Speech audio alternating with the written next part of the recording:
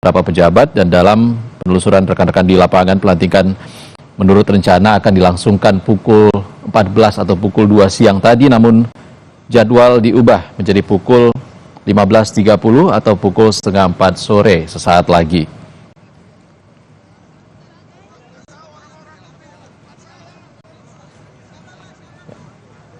Saudara, kita langsung tersambung dengan jurnalis Kompas TV Tifal Solesa yang saat ini berada di Istana. Selamat sore, Tifal.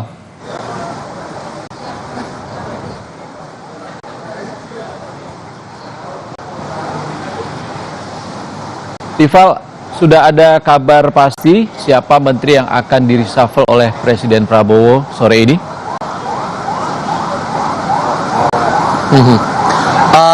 Nama Brian Yuliarto, guru besar teknik fisika Institut Teknologi Bandung, ini disebut akan menggantikan posisi dari Satrio Brojonegoro sebagai Menteri Pendidikan Tinggi, Sains dan Teknologi. Kira-kira pukul setengah 3 sore tadi, Brian tiba di Kompleks Istana Kepresidenan Jakarta, dan saat ditanya oleh pewarta apakah benar ia akan menggantikan posisi Satrio di Kemendikbudristek, ia tidak banyak menjawab pertanyaan itu, namun ia mengaku mendapat undangan atau dikontak langsung oleh Sekretaris Kabinet Teddy Indrawijaya untuk hadir dalam pelantikan yang dijadwalkan berlangsung hari ini pada pukul 15.30 waktu Indonesia bagian Barat. Itu yang kami pahami sejauh ini. Satu nama itu, Brian Yuliarto itu, sesungguhnya sudah kuat terdengar ataupun juga sudah makin santer dibicarakan begitu atau diketahui oleh wartawan Istana dalam beberapa jam terakhir ini,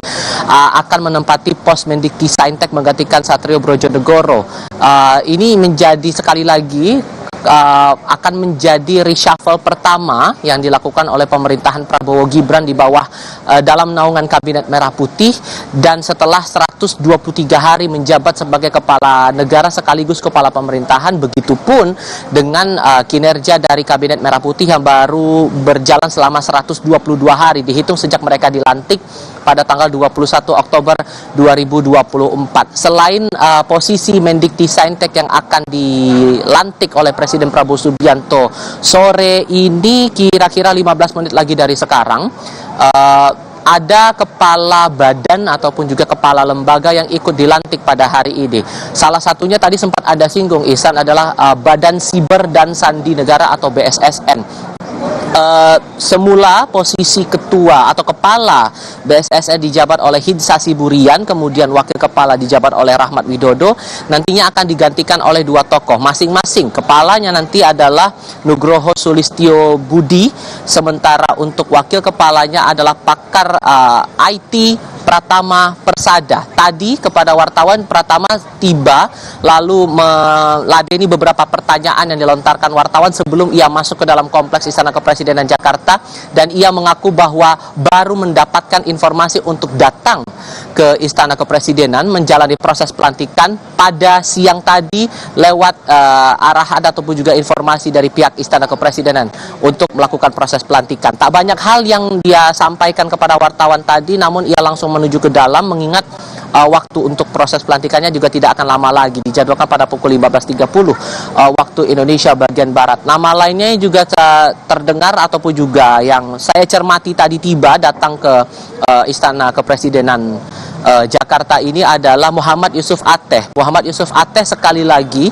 akan dilantik menjadi Kepala Badan Pengawasan Keuangan dan Pembangunan atau BPKP. Sebelumnya ia pernah menjabat juga di posisi yang sama di periode sebelumnya, dan saat ditanya oleh wartawan ia mengakui bahwa ia dipanggil oleh Presiden Prabowo hari ini untuk datang karena sekali lagi akan ditugaskan menjadi Kepala Badan Pengawasan Keuangan dan Pembangunan. Selain nama-nama tadi yang sudah saya sebutkan, ada juga badan lain yang juga akan menjalani proses pelantikan. Ada pelantikan untuk kepala badan, salah satunya adalah Badan Pusat Statistik atau BPS. Yang menjadi menarik di sini sesungguhnya, Ihsan, adalah sosok ataupun juga posisi dari Menteri Pendidikan Tinggi, Sains dan Teknologi atau Mendikbudristek. Tadi sudah sempat saya singgung bahwa menteri-menteri ataupun juga jajaran kementerian di bawah naungan Kabinet Merah Putih ini baru berjalan sejak 21 Oktober 2024 bekerja selama 122 hari, dan sosok Satrio Brojonegoro ini cukup menarik perhatian mengingat sudah ada dua isu yang berkaitan langsung dengan Satrio selama masa jabatannya di Kemendikti-Saintek. Yang pertama adalah yang paling terdekat ini adalah soal imbas dari efisiensi anggaran yang diterapkan oleh pemerintahan Prabowo Subianto, dan ini diejawantahkan dalam Inpres yang belum lama ini keluar, memerintahkan setiap kementerian lembaga untuk melakukan efisiensi anggaran, termasuk juga dalam beberapa sektor yang kemudian ini bisa membantu sejumlah sektor-sektor ataupun juga program kerja lainnya yang dijalankan begitu oleh pemerintahan Prabowo Subianto dan Wakil Presiden Gibran Rakabuming Raka.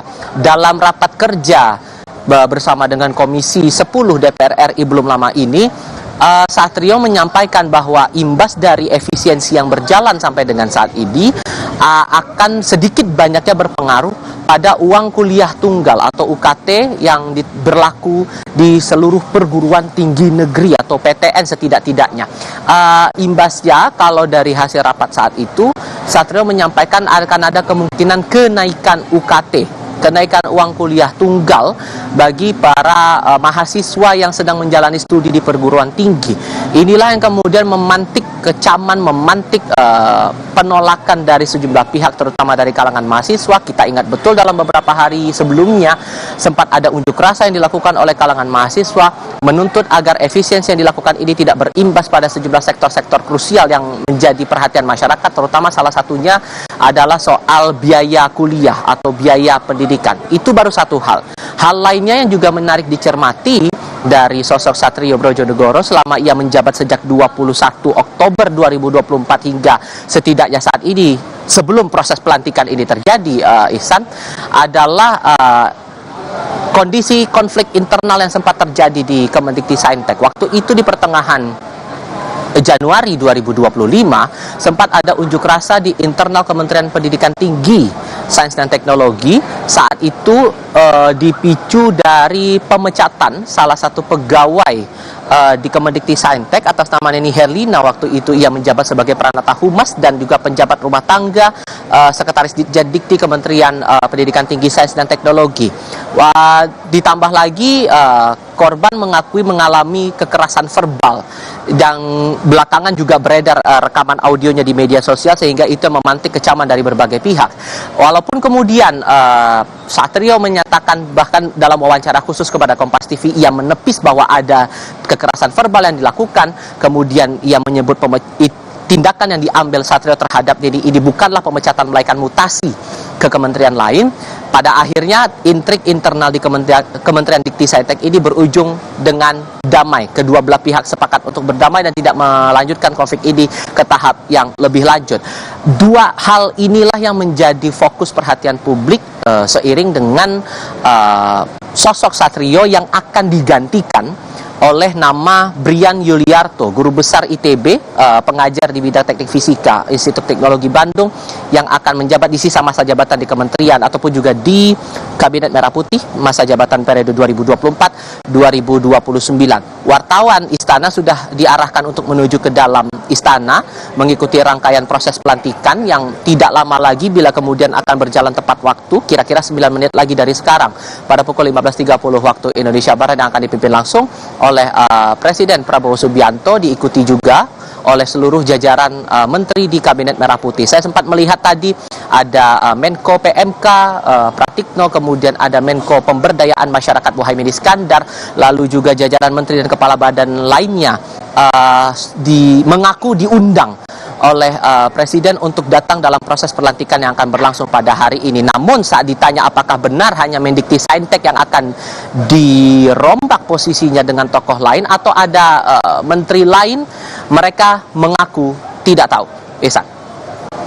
Baik, Tifal, tadi terkait dengan sorotan terhadap Satrio Brojonegoro, dan mengatakan poin pertama adalah terkait dengan pernyataan bahwa efisiensi anggaran yang dilakukan oleh Presiden Prabowo ini bisa berimbas kepada UKT akan naik. Lalu direspons juga oleh Istana melalui Menteri Keuangan kalau UKT tidak akan naik. Sebenarnya seperti apa respon Istana terhadap pernyataan secara personal yang disampaikan oleh Satrio Sumantri Brojonegoro, Tifal? Merespon respons publik ini sesungguhnya dari berbagai tokoh terutama di internal Kabinet Merah Putih juga memberikan tanggapan atas pernyataan itu. Menteri Keuangan Sri Mulyani di Kompleks Parlemen Senayan Jakarta waktu itu juga sudah memastikan bahwa efisiensi anggaran yang berjalan sampai dengan saat ini sama sekali tidak berdampak pada uang kuliah tunggal atau biaya pendidikan di perguruan tinggi.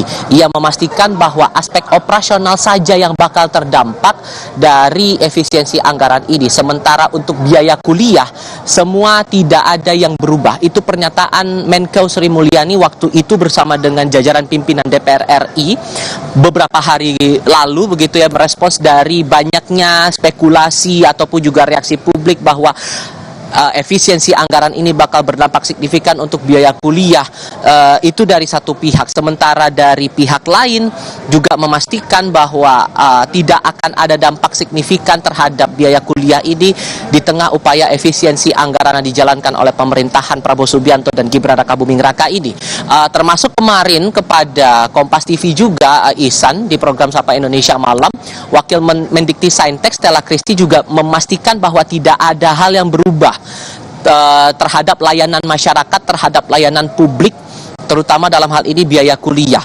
Kepada saya secara langsung sesungguhnya pada minggu lalu kantor komunikasi kepresidenan lewat kepala kantor komunikasi kepresidenan Hasan Nasbi, ia juga menegaskan bahwa aspek-aspek yang berhubungan langsung dengan layanan publik sama sekali tidak terimbas, tidak terdampak dengan efisiensi anggaran yang sedang dijalankan oleh pemerintah. Terutama aspeknya adalah masalah uang kuliah, kemudian program KIP kuliah, Kartu Indonesia Pintar khusus untuk mahasiswa, lalu juga program beasiswa yang dijalankan sejauh ini oleh perguruan tinggi, baik itu yang dijalankan langsung oleh universitas maupun juga yang ditawarkan oleh pemerintah.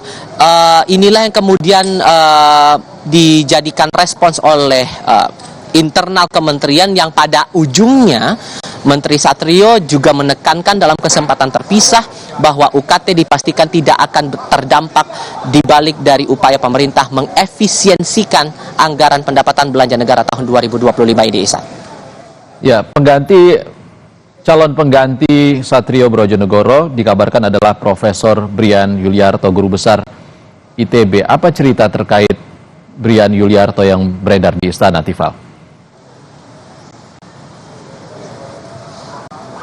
Kalau merujuk lagi dari latar belakang pendidikan Brian Yuliarto ini dibaca sekilas, ini sesungguhnya alma maternya sama dengan Satrio Brojonegoro, sama-sama dari kampus Ganesha, Institut Teknologi Bandung. Yang membedakan adalah Brian Yuliarto ini merupakan guru besar bidang teknik fisika di Institut Teknologi Bandung dan sebelumnya sudah sempat mencalonkan diri untuk menjadi rektor Institut Teknologi Bandung di periode berikutnya, di periode baru begitu, walaupun kemudian pada akhirnya tidak berlanjut upayanya untuk menjadi rektor di kampus ITB Bandung, Jawa Barat ini. Yang kami pahami sesungguhnya masih cukup tipis begitu ya, sehingga makanya kami tadi saat Brian tiba di Kompleks Istana Kepresidenan, pewarta istana mencoba untuk menggali cerita di balik itu. Sejak kapan sesungguhnya Brian ini dihubungi oleh pihak istana untuk datang memenuhi panggilan pelantikan dan bersedia untuk menerima panggilan ataupun juga tawaran dari Presiden Prabowo Subianto untuk menempati pos Mendikti Saintek menggantikan Satrio Brojonegoro. Namun saat tadi ditanyakan oleh para pewarta, sesungguhnya ia hanya menjawab singkat bahwa ia hanya dipanggil oleh Sekretaris Kabinet untuk datang memenuhi panggilan pelantikan. Namun saat ditanya apakah betul untuk menjabat sebagai Mendikti Saintek, lalu sejauh mana proses ia akhirnya mau untuk menempati posisi itu, kalaupun benar nanti sampai di dalam ia akan ditempatkan pada pos yang santer beredar di kalangan wartawan istana, ia tidak menjawab lagi hal itu lebih lanjut. Begitu juga untuk pihak-pihak lain. Terakhir kalian juga saya pahami Sekretaris Kabinet Teddy Indra Wijaya juga sebatas menyampaikan bahwa akan ada pelantikan pejabat negara tanpa mendetailkan lagi sesungguhnya siapa pejabat negara yang dimaksud. Sekali lagi bahwa pelantikan yang berlangsung hari ini ataupun juga agenda reshuffle yang berjalan untuk saat ini, kira-kira berapa saat lagi, ini kurang 3 menit lagi dari sekarang, Ihsan, terbilang cukup cepat. Mengingat kalau saya cerita lagi, informasi yang muncul akan ada reshuffle pada hari ini baru muncul setelah saya bersama dengan teman-teman wartawan Istana di Kompleks Istana Kepresidenan ini selesai mengikuti agenda Presiden Prabowo Subianto di Mahkamah Agung Republik Indonesia. Waktu itu ada agenda sidang istimewa laporan tahunan dari Mahkamah Agung Republik Indonesia tahun 2024 terkait dengan penanganan kasus, kemudian penanganan perkara dan juga kondisi sumber daya manusia yang ada di lingkungan Mahkamah Agung dan juga lingkungan peradilan di seluruh Indonesia. Tidak ada sedikit pun yang sinyalir ataupun menangkap sinyalemen bahwa akan ada pelantikan seperti ini.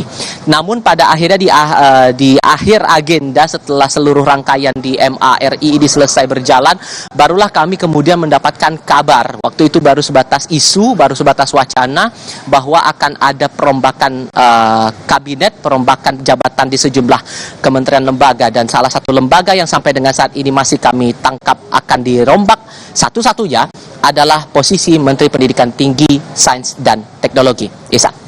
Baik, tak hanya Mendikti Saintek yang dikabarkan akan digantikan, tapi juga ada sejumlah kepala badan yang hari ini akan dilantik. Seperti apa kehadirannya, Tifal?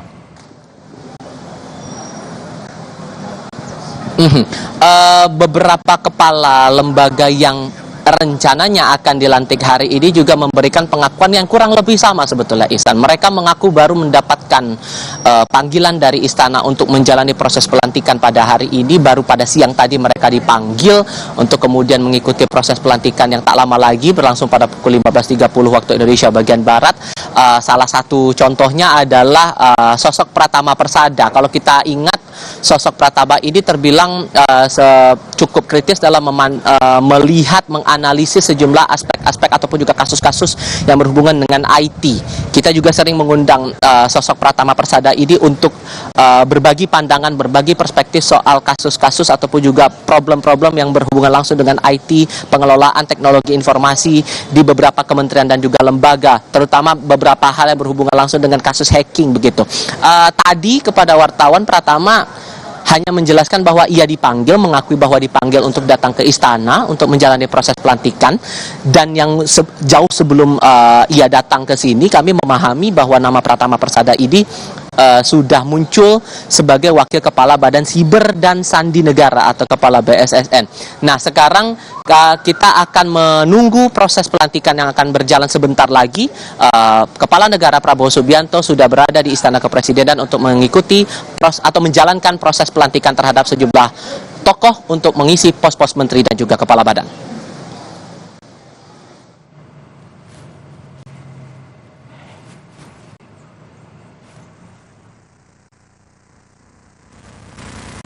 Lagu Kebangsaan Indonesia Raya.